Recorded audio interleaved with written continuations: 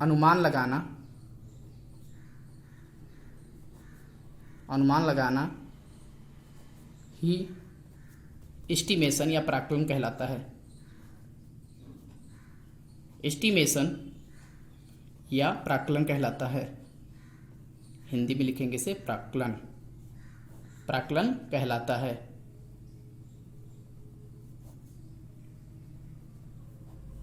ठीक है, पहले इसका डिफिनीशन हो गया कि एस्टिमेशन को कैसे डिफाइन करेंगे। तो अगर डेफिनेशन लिखना होगा तो ये लिखेंगे। ठीक है, ऑब्जेक्टिव क्या होता है तो सेकंड हेडिंग डालेंगे, objective of estimation. Objective of estimation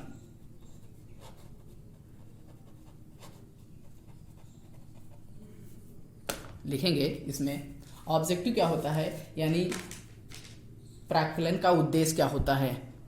प्राक्कलन का उद्देश्य,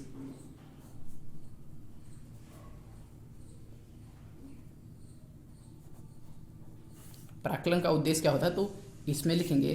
पहले सुन लीजिए कि होता क्या है। ठीक है, पहले डिफाइन कर देते हैं, बता देते हैं, उसके बाद में लिखा देंगे। ठीक है, एस्टिमेशन को तैयार करने के लिए किसी भी प्रोजेक्ट को, कोई बिल्डिंग हमको तैयार करनी है या कोई अगर बिल्डिंग की रिपेयरिंग करानी है, ठीक है, तो उसमें हम अपना अनुमान लगा लेते हैं कि उस मरम्मत करानी है कोई बिल्डिंग या कोई नया प्रोजेक्ट तैयार करना है, बिल्डिंग बनानी है, तो उसका पूर्व अनुमान लगाते हैं कि इसमें कितना खर्चा आने वाला है। ठीक है, पहला पॉइंट हो गया, इसलिए नीड होती है। सेकंड है, क्यों होती है, क्योंकि ये पता करना मटेरियल कितना लगने वाला है, श्रमिक लेबर कितने लगने वाले हैं और कितने समय में लगभग ये तैयार होने वाला है, इसका पता लगाने के लिए। थर्ड पॉइंट है कि विशिष्टियाँ यानी स्पेसिफिकेशंस, यानी इसमें किस प्रकार का कार्य होगा, इसकी गुणवत्ता, जो मटेरियल यूज करने वाले हैं इसमें उसकी गुणवत्ता क्या होगी, यानी मटेरियल की प्रॉपर्टी क्या होगी, जो हम मटेरियल इसमें यूज करने वाले हैं उसकी प्रॉपर्टी कैसी रखनी है। ठीक है, थर्ड पॉइंट है कार्य की प्रगति, यानी कि जो प्रोसेस ऑफ वर्क है उसके बारे में पता इसमें करने वाले हैं। ठीक है, नेक्स्ट पॉइंट रहेगा कि टेंडर को भुगतान करते समय, यानी कि हम जब भुगतान करने वाले हैं ठेकेदार को, तो उसमें पहले से आकलन कर लेंगे कि इतना, तभी तो हम टेंडर क्या कहते हैं इनवाइट कर पाएंगे। कि पहले एस्टिमेट नहीं किए रहेंगे कि हम इस प्रोजेक्ट में कितना पैसा खर्च करने वाले हैं, तो टेंडर को कैसे इनवाइट कर पाएंगे, इसलिए हमको उसके लिए भी ज़रूरत होती है एस्टिमेशन की। ठीक है, तो लिखेंगे इसमें पहला पॉइंट, फर्स्ट पॉइंट लिखेंगे एस्टिमेट तैयार करने के लिए, निर्माण या मरम्मत, एस्टिमेट तैयार करने के लिए या लिखेंगे किसी प्रोजेक्ट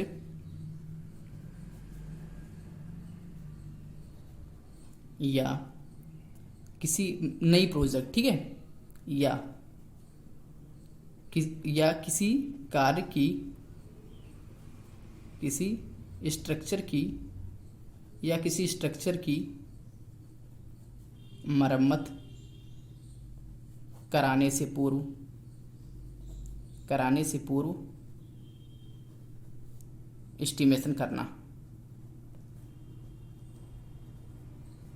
क्योंकि जैसे हमको मान लो किसी स्ट्रक्चर की मरम्मत करानी है या कोई नया स्ट्रक्चर बनाना है, तो अगर हमको पहले से नहीं पता होगा कितना पैसा खर्च होने वाला है, तो बीच में ही अगर पैसा खत्म हो गया तो पता चला बीच में ही कार्य रोकना पड़ा, इसलिए पहले से ही हमें एस्टिमेशन की जरूरत होती है। सेकेंड पॉइंट क्या है, सामग्री यानी मटेरियल, मैन यानी लेबर, मटेरियल यानी सामग्री, तथा समय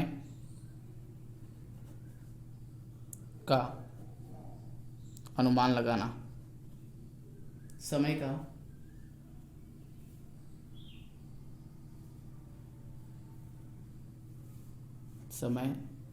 सामग्री का ब्यौरा,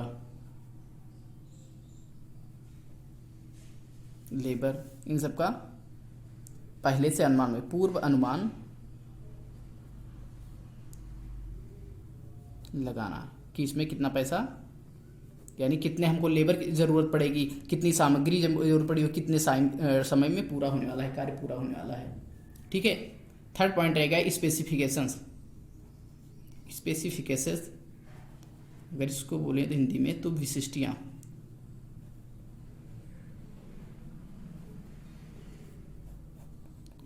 इसके अंडर में क्या आ जाएगा कि कार्य के जो कार्य हम स्टार्ट किए हैं उसकी निर्माण की या पदार्थ की कार्य के पदार्थ की कार्य में यूज होने वाले पदार्थ की कार्य में यूज होने वाले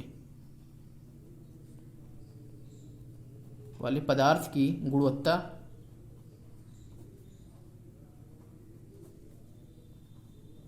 तथा कार्य यानी वर्क के टाइप्स ऑफ वर्क, कार्य के प्रकार का पता लगाना। ठीक है। अगला पॉइंट क्या होगा?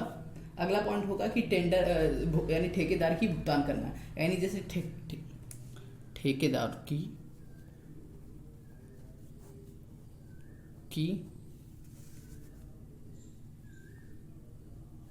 भुगतान करना। मीन्स अगर हमको पहले से एस्टिमेशन नहीं किए रहेंगे कि कितना पैसा कब पेमेंट करना है तो या कितना पैसा लगने वाला है, तो हो सकता है कि ओवर यानी कुछ एक्स्ट्रा पेमेंट ना हो जाए। ठीक है, यानी ओवर पेमेंट से बचने के लिए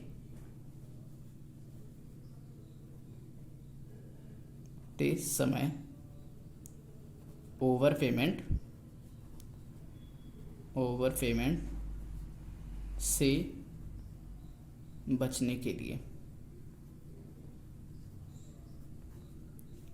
अगला पॉइंट और हो सकता है कि किसी स्ट्रक्चर का वैल्यूएशन पता करना, यानी कि उस समय प्रेजेंट टाइम में उसकी कितनी वैल्यू है।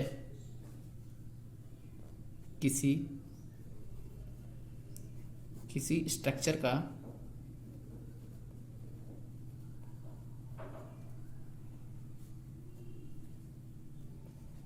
वैल्यूएशन करने के लिए या लागत पता करने के लिए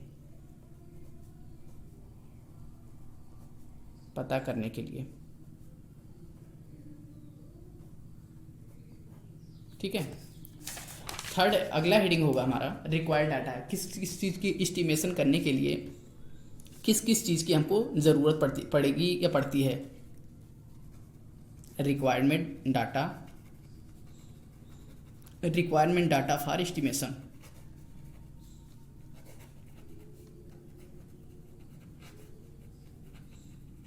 यानी अनुमान लगाने के लिए जो एस्टिमेशन कर रहे हैं उसको पता करने के लिए किस डाटा की हमको ज़रूरत पड़ेगी।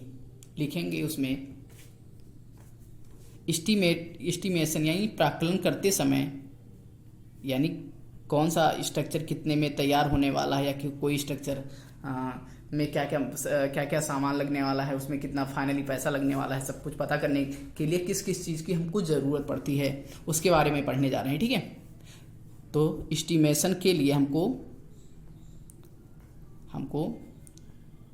हमें निम्न डाटा की या निम्नलिखित डाटा की नीड होती है, ज़रूरत होती है।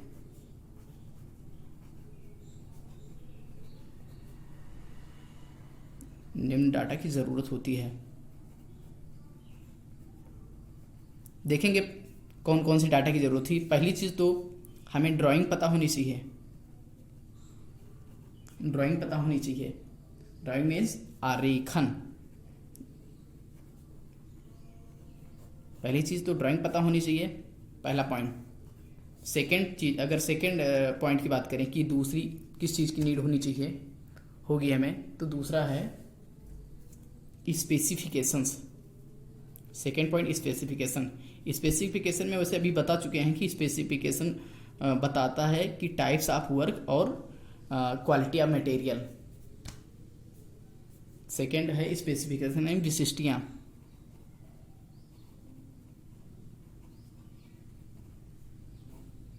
विशिष्टियाँ। थर्ड पॉइंट है यानी तीसरी किस चीज़ की ज़रूरत होगी हमें, रेट यानी दरें किस चीज़ की रेट पता करना, यानी कि कौन से रेट। वैसे अभी रेट के बारे में डिटेल्ड एनालिसिस करेंगे आगे, ठीक है, लेकिन अभी देखेंगे रेट, ठीक है। चौथा पॉइंट जो हमको ज़रूरत होगी, स्केल, यानी हिंदी में बोलें इसे तो कहेंगे मापनी सेट, मापनी सेट, ठीक है। ड्राइंग में देखेंगे किस किस चीज़ की, ड्राइंग में भी देखो किस किस चीज़ की ड्राइंग दे दिया जाए तो हमें ऐसा नहीं पता चलेगा। उसमें क्या क्या क्लियर होना चाहिए। पहली चीज़ तो प्लान, उसमें प्लान पता होना चाहिए कि ड्राइंग की संरचना में जो यानी प्लान को हिंदी में बोलेंगे अनुविच्छेद, ठीक है। दूसरा चीज़ क्रॉस सेक्शन पता होना चाहिए। थर्ड पॉइंट है सेक्शनल एलिवेशन पता होनी चाहिए, यानी परिच्छेदीय उद्विक्षेप, ठीक है, तथा स्केल। तो इसकी हिंदी जो है प्लान की, इसका होता है हिंदी अनुविक्षेप।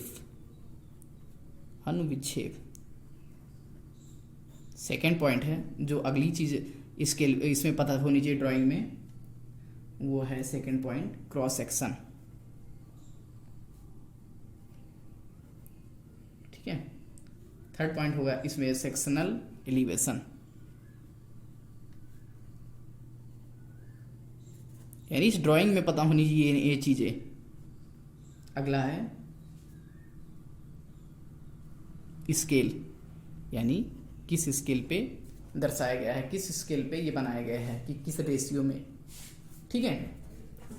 सेकंड पॉइंट है स्पेसिफिकेशन में बताया था मैंने, टाइप्स ऑफ वर्क के बारे में बात करेंगे। टाइप्स ऑफ वर्क कि किस प्रकार का कार्य है, एंड क्वालिटी ऑफ मटेरियल, यानी पदार्थ की गुणवत्ता, दरें, यानी किस रेट से हैं। जैसे रेट में भी चार टाइप की होती हैं, एक scale rate, market rate, star rate, proportion rate, इसे आगे डिफाइन करेंगे, ठीक है। और उसके बाद में है स्केल, यानी किस स्केल पर नक्शे में दिखाया गया है। नक्शों पर लुप्त बीमाओं को ज्ञात करने के लिए मापनी सेट तथा गणनाओं के परिमाण ज्ञात करने के लिए कैलकुलेटर की, जैसे कि स्केल में मान लो कुछ रेशियो मिल जाता है, ठीक है। जो डायग्राम में ड्रॉ करते हैं, मान लेते हैं कि ये बहुत बड़ा प्लॉट है कोई, तो उसको इतना बड़ा थोड़ी ना वो लेके आएंगे पेज की, हमको ड्राइंग करना है तो इतना बड़ा पेज लेके आएंगे, नहीं। कुछ रेशियो में सेट कर लेते हैं कि मान लो ये 10 मीटर है, तो इसको मान लो 1:100 के, यानी इसको 100 के रेशियो में बना लिए, समथिंग जो भी रेट रहेगा वही होता है स्केल, ठीक है। आगे देखेंगे, ड्राइंग के बारे में बता दिए हैं, स्पेसिफिकेशन के बारे में बता दिए हैं, अब रेट के बारे में देख लेते हैं। थर्ड पॉइंट, ठीक है, रेट के बारे में एनालिसिस कर लेते हैं। रेट कितने प्रकार की होती है, ठीक है। दरें इसमें होती है, ये 4 प्रकार की होती हैं। पहला है शेड्यूल रेट मीन्स होता है अनुसूचित दर, अनुसूचित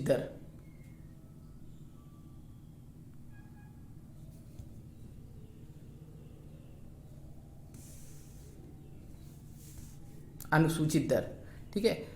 पहला है शेड्यूल रेट, अनुसूचित दर। सेकंड है मार्केट रेट।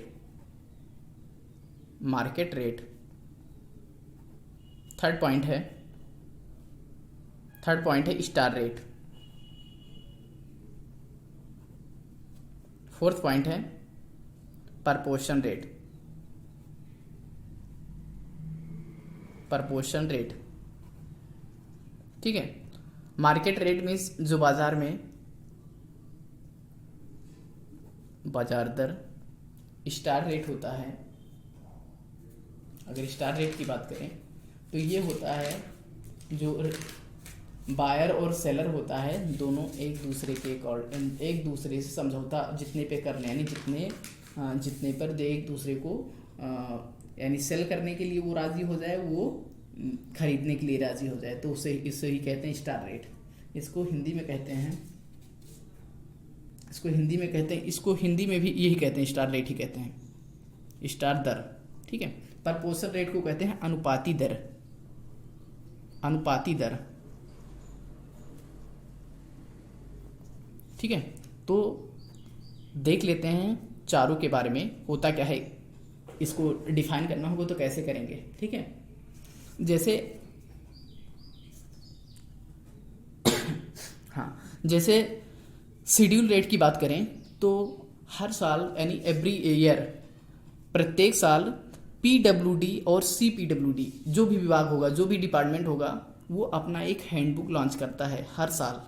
उसके अकॉर्डिंग उसमें लिखा रहता है कि मटेरियल यानी कंस्ट्रक्शन मटेरियल के जितने भी मटेरियल रहेंगे कंस्ट्रक्शन के, उसमें सब लिखा रहेगा कि कौन सा जैसे सीमेंट है तो सीमेंट कितने रुपए बैग मिलेगा, सैंड है तो कितने क्यूबिक मीटर मिलेगा रुपए, ठीक है, पर क्यूबिक मीटर मिलेगा, जो भी है। तो उसमें रेट दिया रहता है, यानी कि लिखेंगे इसमें पीडब्ल्यूडी।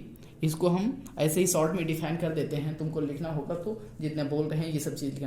यानी जो पीडब्ल्यूडी देखो पीडब्ल्यूडी या सीपीडब्ल्यूडी द्वारा प्रत्येक यानी सीपीडब्ल्यूडी या पीडब्ल्यूडी द्वारा निर्धारित किया जाता है।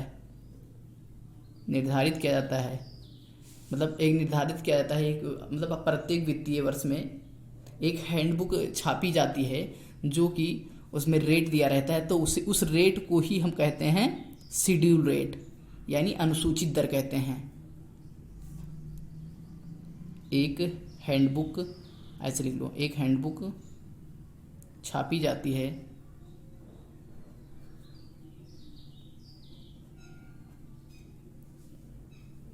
यानी प्रत्येक वित्तीय वर्ष में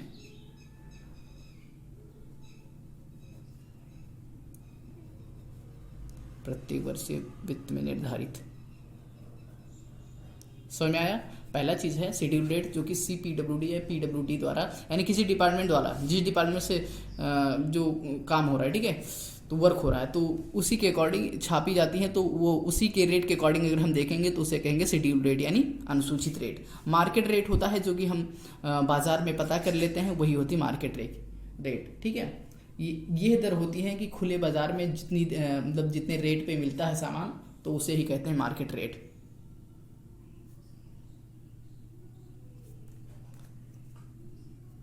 थर्ड है स्टार रेट। स्टार रेट होता है जिसने में जो निर्माण कार्य शुरू करने से पहले दोनों पक्ष में मीन्स विभाग और ठेकेदार आपसी समझौते से स्वीकार कर लेते हैं, तो उसे ही स्टार रेट कहते हैं। ठीक है। इसमें लिखेंगे स्टार रेट में लिखेंगे दोनों पक्षों द्वारा यानी विभाग और ठेकेदार द्वारा आपस में सहमति से स्वीकार किए गए दर को स्टार रेट कहते हैं। यानी लिखेंगे इसमें विभाग तथा ठेकेदार, ब्रैकेट में लिख लो। इसका मतलब क्या हुआ? दोनों पक्ष द्वारा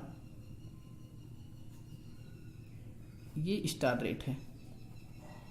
ठीक है। मार्केट रेट बता दिए हैं, जो खुले बाजारों में मिलते हैं जिस भाव से, उसे ही कहते हैं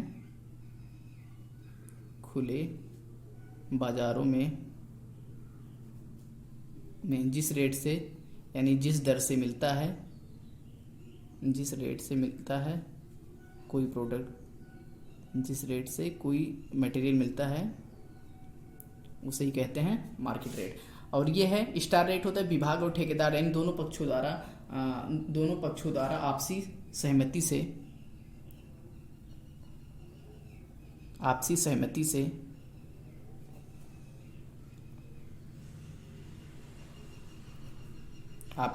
से निर्धारित किया गया दर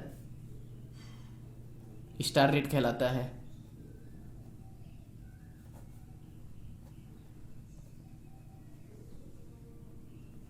प्रपोर्शन रेट होता है, प्रपोर्शन रेट होता है। प्रपोर्शन रेट में अगर देखेंगे तो होता है कि जब किसी विशेष, जब किसी स्पेशल मद की दर अनुसूची में उपलब्ध न हो, यानी शेड्यूल रेट में किसी रेट का जब किसी एक मटेरियल की बात करते हैं, किसी एक कोई स्पेशल है तो मटेरियल, तो उसका अगर रेट शेड्यूल रेट में उपलब्ध ना हो, तब मद से मिलती जुलती मदों की दरों का औसत ज्ञात करके पता कर लेते हैं। यानी कि अनुमानित एक रेट मान लेते हैं, यानी कहीं पता कर लिए आपस, तो उसे हम अपना एक मान लेते हैं कि लगभग इतना होगा कॉस्ट, ठीक है। यानी जब शेड्यूल रेट में, जब किसी, मान लो किसी मटेरियल या किसी चीज़ का, मटेरियल या किसी इंस्ट्रूमेंट का रेट अगर नहीं दिया रहता है, रेट शेड्यूल रेट में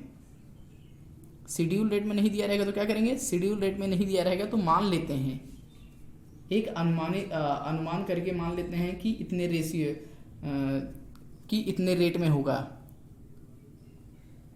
शेड्यूल रेट में ना दिया हो तो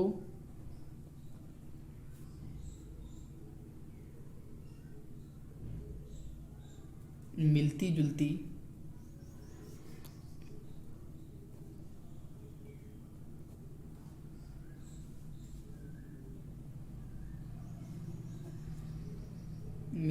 रेट या दर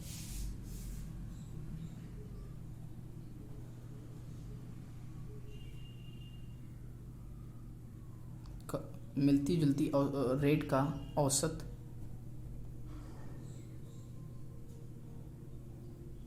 ज्ञात करके पता कर लेते हैं।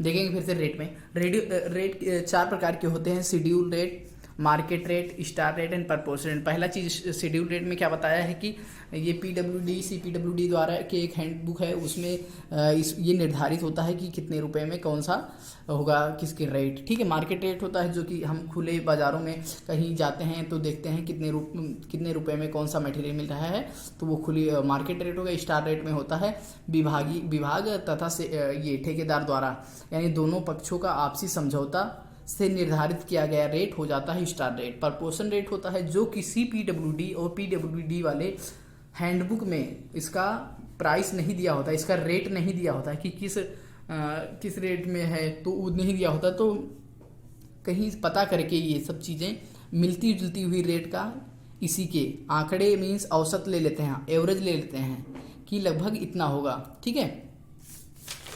स्टार्टिंग में अच्छा आज कौन कौन सा पॉइंट पढ़े हैं उसे देख लेते हैं एक बार। डिफिनीशन पढ़े हैं कि क्वांटिटी सर्वे होता क्या है, ठीक है। क्वांटिटी सर्वे क्या होता है, किसी चीज़ का, यानी किसी